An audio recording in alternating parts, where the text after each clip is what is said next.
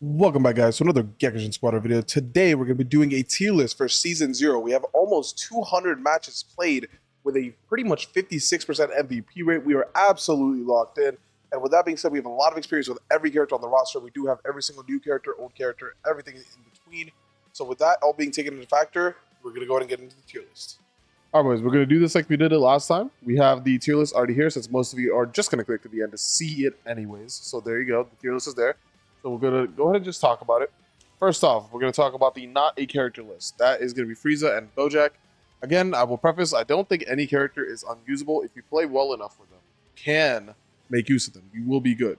But with Bojack specifically, he puts you at a massive disadvantage when you try to play him because Bojack essentially does not have an ultimate. It is extremely easy to just walk behind Bojack every time he ults. And even when he does get the ult off, the damage on it takes so long to converge that you can just walk out of it. It's one of the easiest ults in the game to just counter. It has almost no value. His base kit is somewhat decent. It's not bad at all, but he's very easy to just jump on, take care of him. And the fact that he doesn't have an ultimate just really holds him back. Frieza is a very, very solid unit for the most part. The only problem with Frieza is that he wants to be a tower pusher because he has a lot of mobility to get in and out. However, the problem with Frieza becomes is that he's not good at doing Gekishin Burst because his skill 1 and skill 2 have a 50-second cooldown. So whenever he tries Gekishin Bursting with them, for 50 seconds, he has nothing else. He can only really take towers with skill 3, but that's just not enough. That is just not enough to be able to really take these towers down. He is really good at just being a distraction, using Zarbon and Midoriya to just kind of leverage space. That is his best thing that Frieza is good at, is controlling space. But it's incredibly easy to just kill Zarbon and Midoriya because they do not have that much HP. So because of that, he's also not a character tier because if you're playing against a good team, Frieza has almost no value. Now, I think the biggest drop off from the last time we made this and to this official like Season 0 tier list after playing much more games, we played over almost 200 matches at this point now, is that I think Cell is probably the worst tank in the game, in my opinion. I think Cell, especially early game, Cell puts you at a massive disadvantage. He just does not have enough defense. He doesn't have enough HP. Doesn't have enough damage. He doesn't have enough anything until he transforms. And even when he transforms, he lacks a lot of the utility that the other tanks have. And that really just does hold him back. He's very easy to counter. You can stop his regeneration. As long as you're holding your attack button on him, he can't even do his back shots on you, which is his whole gimmick. You can literally walk out of his ultimate and he gets no value out of it. Like, there's so many different things that are just bad about the way Cell is designed in this game. But that is why I think I've changed my mind on him. I initially had him as like top 2 tanks, but I've dropped him down to Z-, which, again, he is still usable, but I do think he is the worst tank in the game. And then now we're going to talk about Majin Buu and Piccolo together here because they're both very niche picks. Majin Buu has a lot of value. He is the only healer in the game, and his heal is very strong. It is an extremely strong heal, so you can get a lot of value out of it. But the problem is that Majin Buu himself does not have a lot of HP. So even if he tries to have strong healing, it is very easy to go ahead and just dive the Buu and kill him before he gets healing value. So that does put him at a good disadvantage compared to other technicals who are a little bit more beefier or do either a little bit more damage or have a little bit more safety. That's why Buu is here, but he is still very strong. If left unchecked, Buu can go ahead and turn a fight around. His ultimate is one of the strongest ultimates in the game. Probably one of the strongest CCs in the game. If you do land it, it's absolutely nasty. Your team can't die. The enemy team can't fight back. Like, it's disgusting how strong his ultimate is. So Buu is a very, very good unit now. Very, very good unit. Unfortunately, he did get nerfed a little bit, but that nerf really did not hurt him much at all. If you guys want to see a really, really top tier Buu player, I recommend checking out Mashiya. He is the Japanese technical player. He is a very good Buu, so I recommend checking him out. Then we have the GOAT Piccolo here. The best thing about Piccolo is just his security. He has a lot of burst damage with both his Hell Zone Grenade and his ultimate. But the problem with Piccolo is the same as Bojack. It's very easy to get on top of him and take him out, but he can put out a lot of damage if you leave him unchecked. So he does have some value still, and he has that niche usage, but for the most part, it's very easy to shut a Piccolo down compared to the other DPSs in the game. Trunks and 18 are also going to be talked about together. We actually do need to move that around. 18 is better. Trunks and 18 are both the exact same character. They both dive DPSs. They both want to try to dive on the enemy backline and kill them. The difference is that Android 18 is able to solo target somebody with her ult. She stuns them and she basically deletes them. Whereas Trunks is AoE, so that does give him a little bit more leverage in team fights. But it's a lot harder to secure a kill on Trunks than it is to secure a kill on 18. And with Trunks, if you're not able to secure a kill, Trunks feels massively weaker compared to what 18 is able to do, because 18 can still put out good damage. But if Trunks uses his entire kit and he isn't able to secure a kill, he will just be useless for the rest of that fight. He is not going to be able to do anything. His cooldowns are way too long. He needs to play off his resets, and if he can't get those resets, he's cooked. Now, the reason the Gammas, I have them higher here on the Z tier DPS is because Gammas are a lot more consistent than both of these DPSs here. Their ultimate core breaker is a massive, massive game turnaround. If you use it correctly, it can literally one-shot pretty much everyone in the game. It does a massive chunk of damage. They're very good range. They're very good. The only problem with Gammas is that their HP pool is a little bit lower because they have their HP pool is limited because they have Gamma 1 and Gamma 2. You have both of their HPs.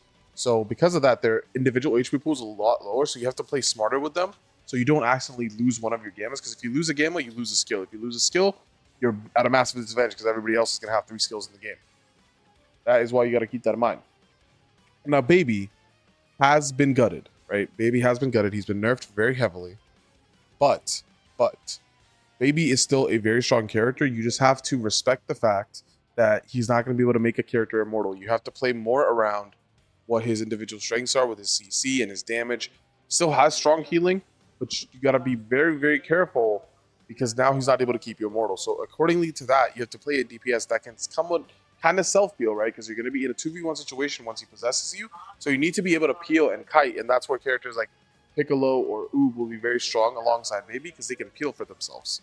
But he is still very strong, but he does lack a lot of utility compared to other tanks in the game. And the biggest negative about Baby is when he possesses someone, you don't have a tank, right? Especially now that his healing's been nerfed, because before, because of how good his healing was, whoever he possesses kind of became the tank. They can literally 1v4 tank the enemy team. Now you don't get that same luxury because Baby's healing's been nerfed. So you do have to be mindful of that, but he is still very, very solid. Talking about Gohan now, who did receive massive buffs through the patch notes for Season 0. He is a very strong character. His buffs have been very, very good. He has a lot of utility, a lot of damage amp, a lot of CC. He's overall just a very, very solid unit. He is probably the tankiest technical character on paper, especially. Like, Boo's healing can kind of make him tank a little bit better. But on paper, Gohan is the tankiest technical character. He has very good utility. He's extremely strong now. But the only problem with Gohan is that he's not that crazy in team fights. His team fighting isn't the craziest. So you still do kind of want to play more of a split rank, split push kind of strategy with him. But he's still going to be able to get some value in team fights now, especially with the buffs that he's had. Especially with his ult, his ultimate gives you a rush attack buff. You pair that with characters like Oob that have great rush attacks, and you get a lot of value out of that. But he is very strong, definitely a very strong technical option, and much more viable than he was in the initial tests. Now, moving on to the Z plus tier, which is essentially the second best in slot kind of tier, to be honest. This is going to be Dabura. Dabura is now a very strong DPS. He is able to get his Petrify a lot easier because of the buffs that he received. And especially if you take him bot lane, he pretty much makes it miserable for the enemy tank to play the game. Anytime they try to play the game, they just get petrified and then they lose all their HP.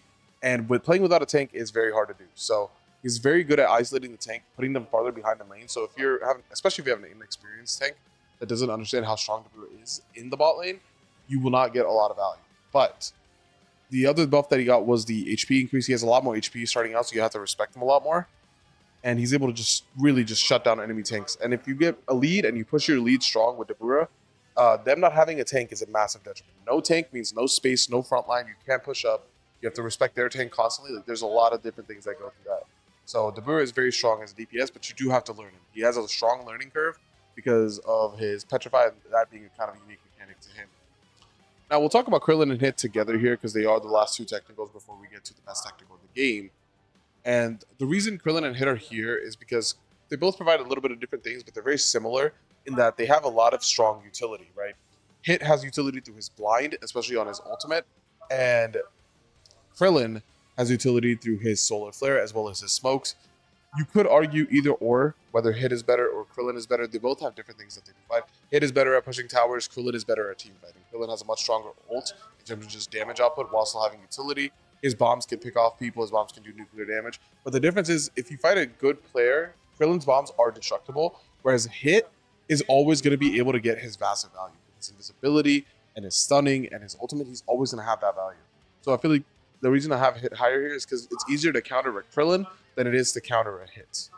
And Hit also just has really strong value with that blind. If you Hit uses his ult in a team fight, you essentially have to just back out of the team fight. You're not able to really push that fight anymore because you don't have any vision. If you have no vision, you don't know where anybody is, you don't know how you should position, you don't know where to ult, right? There's a lot of different things that once you lose your vision, you're not able to do. Now we're going to talk about the two tanks here, which I think is probably the most controversial thing on this list. Is we have Vegeta and Zamasu in Z+ here, while Baby and Cell are both in Z and Z-. And I think the reason that people feel that way is because there's just a massive gap between the two best tanks in the game and then every other tank in the game. But the reason Zamasu and Vegeta here is because they are the most durable tanks in the game. They are the easiest tanks to get your toughness back with. Vegeta especially gets toughness back very easily. Zamasu has a second life, and he's able to heal a lot with that. And they both also have very strong ultimates. This guy is able to get a lot of slowdown with his ultimate, making it very hard for people to dodge things. And this guy gets a lot of toughness from his ultimate, making it very hard to kill him. He also has AoE grouping. This guy can peel for his teammates, and he is slow. They have a lot of different tools that if you use them correctly, Zamasu and Vegeta are able to compete for free with the best tanks.